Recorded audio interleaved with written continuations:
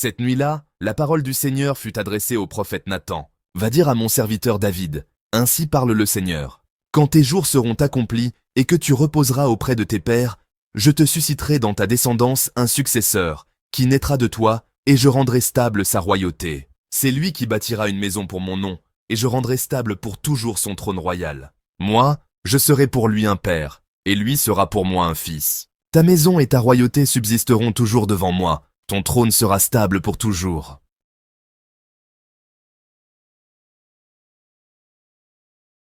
Frères, ce n'est pas en vertu de la loi que la promesse de recevoir le monde en héritage a été faite à Abraham et à sa descendance, mais en vertu de la justice obtenue par la foi.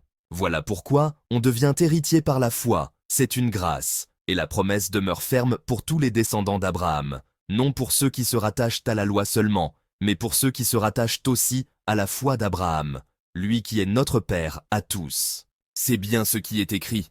J'ai fait de toi le père d'un grand nombre de nations.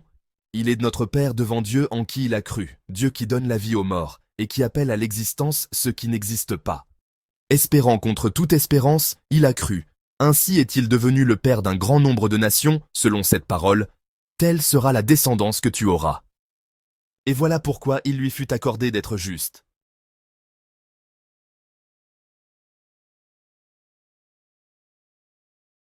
Jacob engendra Joseph, l'époux de Marie, de laquelle fut engendré Jésus, que l'on appelle Christ.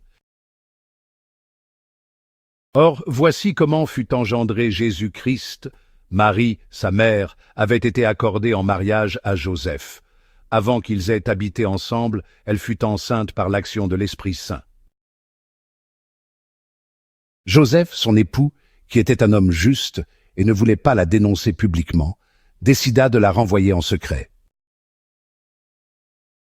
Comme il avait formé ce projet, voici que l'ange du Seigneur lui apparut en songe et lui dit « Joseph, fils de David, ne crains pas de prendre chez toi Marie, ton épouse, puisque l'enfant qui est engendré en elle vient de l'Esprit Saint. Elle enfantera un fils, et tu lui donneras le nom de Jésus, c'est-à-dire le Seigneur sauve, car c'est lui qui sauvera son peuple de ses péchés. » Quand Joseph se réveilla, il fit ce que l'ange du Seigneur lui avait prescrit.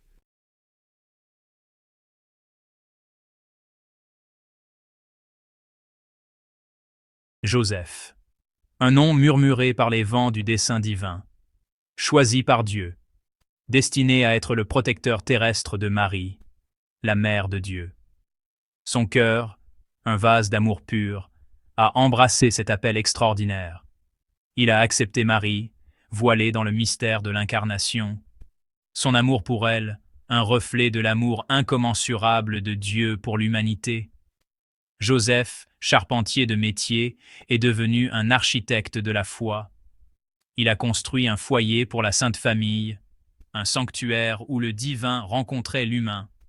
Il a embrassé la profonde responsabilité qui lui était confiée, devenant le gardien du sacré. Son amour pour Marie était absolu, indéfectible. Il a cru aux paroles de l'ange, acceptant la vérité divine murmurée à son âme. Son amour était un témoignage de sa foi, un témoignage de son abandon à la volonté de Dieu. Dans le silence de la nuit, un ange apparut à Joseph, dissipant ses doutes, réaffirmant le plan divin. Le message de l'ange était clair. N'aie crainte de prendre Marie pour épouse, car l'enfant qui est engendré en elle vient de l'Esprit Saint. Joseph écouta, le cœur rempli d'admiration. Il fit confiance aux paroles prononcées par le messager divin. Il comprit l'ampleur de la situation de Marie, le poids de son fardeau divin. Son amour pour Marie s'est approfondi. Il voyait sa force, son acceptation silencieuse de la volonté de Dieu.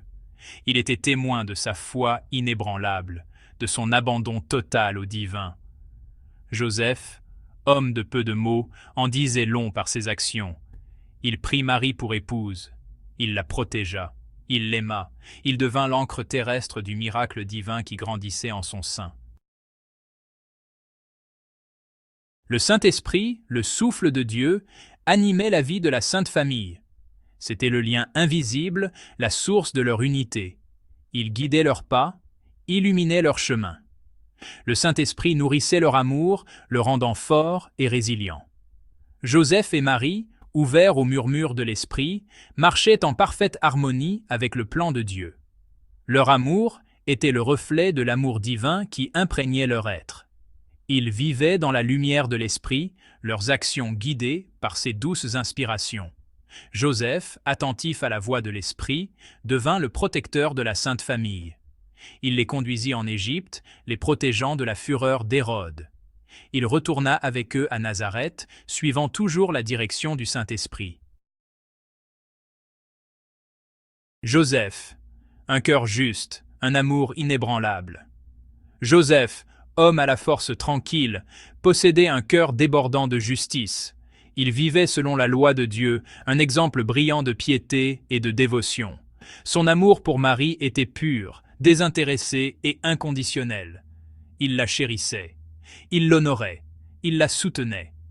Son amour était un refuge, une source de force face à l'inconnu.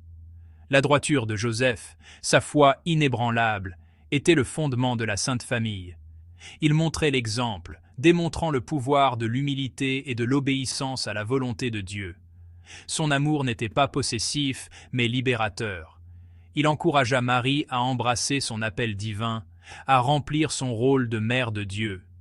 Il se tenait à ses côtés, sentinelle silencieuse d'amour et de soutien. L'amour transformé. La touche divine sur l'affection humaine.